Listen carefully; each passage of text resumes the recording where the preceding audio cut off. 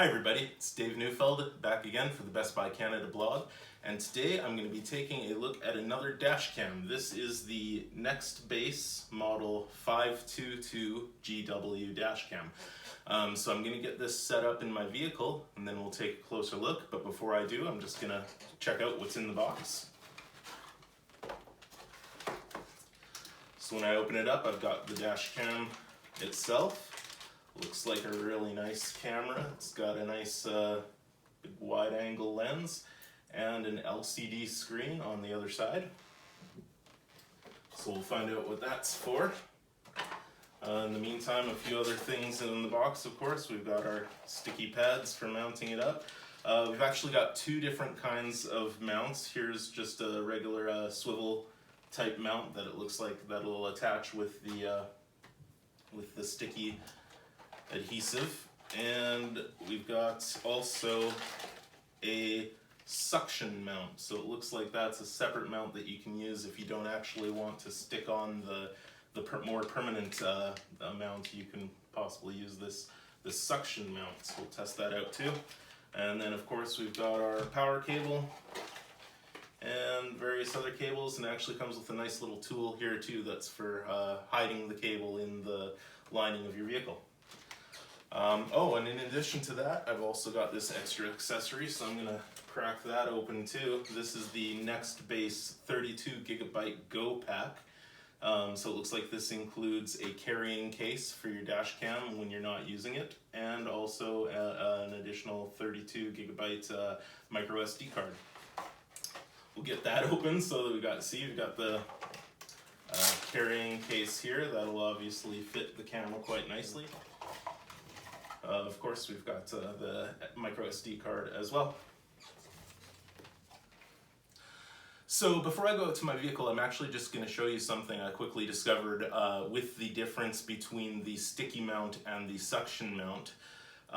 So both use this same swivel mounting device, and what you can actually do, it's really handy to choose between the two. You can just slide this piece off and affix it to either the sticky pad or the suction pad, and it snaps off. So there's your sticky pad, and here is your suction pad, and they've both just got a little clip area on them that allows the stand to affix to them. Easy enough. I can just switch between the two, and then you can see here on the mount is the part that will affix to the actual camera itself. Okay, so here I am in my vehicle, and I've got my power cable set up, and I'm ready to mount and use the Nextbase 522GW dash cam. So first I'm just going to quickly show you that I've opted to go for the suction cup mount, and that's because after trying it out, I'm actually really impressed with this mount. It's really great, and I'll show you just how it works. It's so easy to mount. You just kind of press the suction cup to your windshield there and do this clip, and it's actually very firmly locked in place now. So I'd initially thought that I would just be testing the suction cup and then ultimately probably using this more permanent sticky mount for a more firm mount, but after testing out this suction cup, this is definitely the way to go for me. It's so easy to take on and off, and it's actually really firmly mounted there. So anyway, I've got my power cable here as well, and I'm just going to plug that into the suction cup mount. That's great, the fact that the power cable goes into the mount and not the camera itself. It makes it easier to mount and dismount the camera if you choose to do so. So you can see I've got my power cable running up here, and oh, it's coming down a little bit, but fix that up. But basically what I've done is just run it through the siding, the molding of the vehicle. Anywhere where I needed a little hand, I just used this tool that was provided that you can kind of use to tuck it in wherever you need to. So I've run the cable along through under, and then here you can see I've plugged it into my power source, and it's on, and there's a little blue light indicating that I've got power running there. So now it's really just a matter of mounting the camera. So all I'm going to do is pop this off. This magnetic cover comes off quite easily. You can see here, it's just gonna magnet pop right into place so easy. And what I really like about that is just how quick and easy it is to mount and dismount, so that if you want to take it off, and let's say maybe you're leaving your vehicle somewhere and you don't want to leave your expensive dash cam in the vehicle while you're away, you can just pop it off. Of course, I've got the carrying case right here that I can pop it into if I so desire, for easy storage and protection.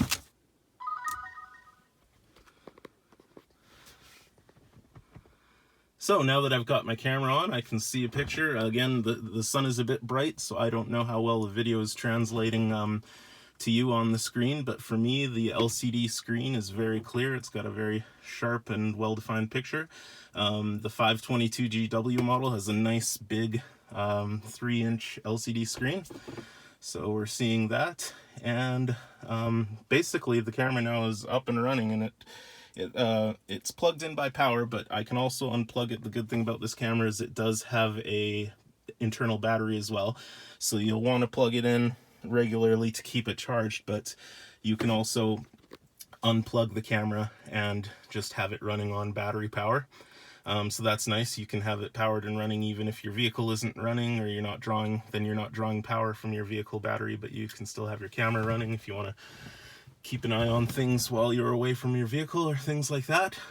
So you can see it's recording now. You can set it to record in 1, 2, or 3 minute increments. This is just set to 1 minute right now. If I want to stop it recording, I can just push the button and it'll stop recording. I can press the button again and it'll start up. There's also a power button on the side that I can power it off entirely if I want to. And then the touch screen gives us a lot of other features that we can bring up. Of course, there's a lot of settings in here, and that's where you can set all your video settings and other basic settings, time, and all that kind of thing. You can also set your alerts, your volumes. You can set the G sensor that is built into the unit that detects collisions. You can set the sensitivity of that, so whether it is very sensitive or not very sensitive to the impact, just for how often then it's going to set aside videos as protected. And when it does detect a collision, it will protect that video, which means it'll lock it in place and make sure that that particular video isn't overwritten. When the camera, obviously you've got a limited amount of space on your memory cards, so when that cycles through, it's going to start recording over old videos. So whenever the camera detects an impact, it's going to protect that video.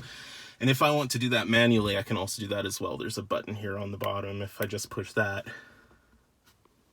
oh, I'm not recording, so it doesn't know that there's nothing to protect. Okay, so now that it's recording, if I just press that button, now you can see a lock icon has shown up, and that's telling me that that particular video is now locked and will be protected and not overwritten.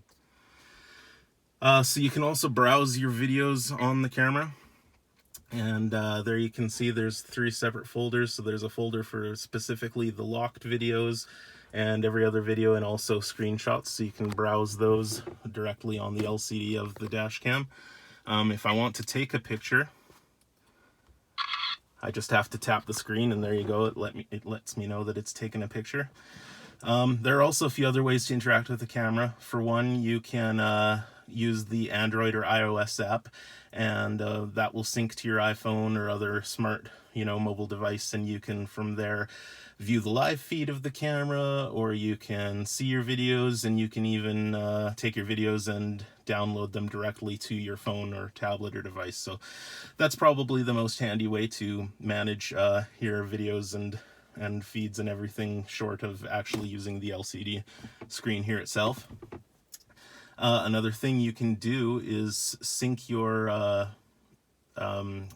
dash cam with Alexa, and you can access all of the things that you can normally access through there, like your audiobooks and your playlists and that sort of thing. But you can also use it to give direct instructions to your dash cam, and I've set up my dash cam here to use that feature, so let's just give it a try. Alexa, tell my dash cam to take a picture. I've taken a photo. So I'll also just quickly mention that I've obviously loaded a micro SD card into the camera for saving all my videos and data. This camera did not come with an SD card in the box itself, but you'll remember I had that accessory kit that came separately that included the case and the micro SD card, so I obviously popped that card in here. But if you were just picking up the camera, you'll want to make sure, of course, then naturally that you pick up a micro SD card as well. But that's basically all I have for you today on the Nextbase 522GW dash cam. It's definitely a very nice dash cam. There are a lot of things that impress me about it. I love how easy it is to use. I love how easy it is to mount and take on and off, and just a lot of very user-friendly features on this very well-built camera that I can say I would definitely recommend to just about anyone who is in the market for a dash cam. It's certainly one of my favorite dash cams to date that I've had the opportunity to take for a test spin. But anyway, as I said, that's pretty much it for today. So be sure to stay tuned to the Best Buy Canada blog for all the latest in technology, and I'll see you next time.